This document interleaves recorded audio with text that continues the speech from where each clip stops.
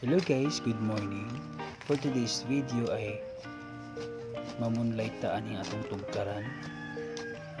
Actually guys, kani akong gibunlayan is ako ni siyang gihimong garden. So ako siyang gi-buy plot para ganahan magpumutan awan ng buy plot guys kay kanang limpyo o nindot sa tanawon. So sa inyo nakita karon ako pang gibunlayan ng kilid para mas nindot kay tanawon o limpyo ang atong garden. So likod na ni sa mong balay guys, usahay mo ni ako ang ginabuhat sa balay pag wala ko laing ginahimo. Gahinahinay ko pamunlay na yung mga adlaw guys na wala ko sa mood mag limpyo o naapoy panahon guys na ganahan kay ko mang limpyo.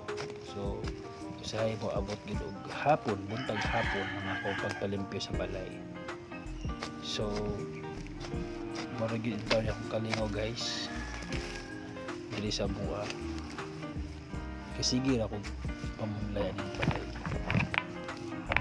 Ayan, so nakikita nyo naman guys, halos magapang-gapang na ko sa yuta. Pero tuloy lang gyapon guys kay ganahan man ako ang stress reliever guys kaning pagpalimpyo guys.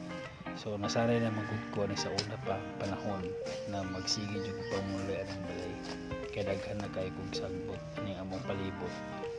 So sa mga nakarelate diha guys, dili ka bawasan ang pagiging pagkalalaki kung ikaw ay limpyado kay ang pagiging limpyado nimo guys is nag-reflect sa imong kaugalingon.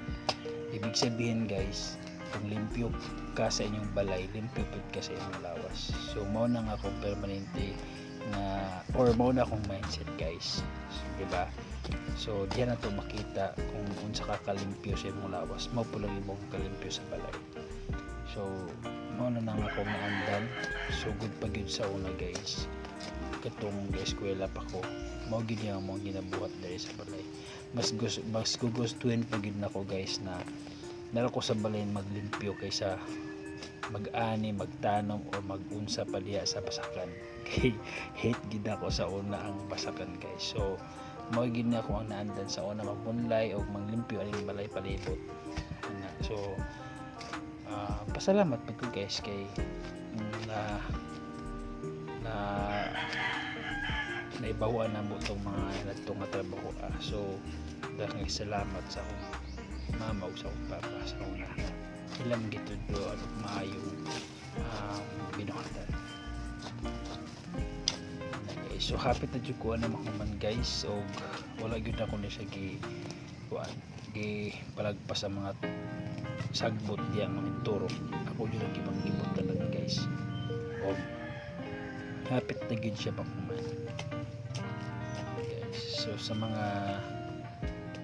mga nakaka-relate diha, so paki-like and share po sa to ang sa tong video para mas daghan pang ma-inspire or mas daghan pang makakita sa tong video nga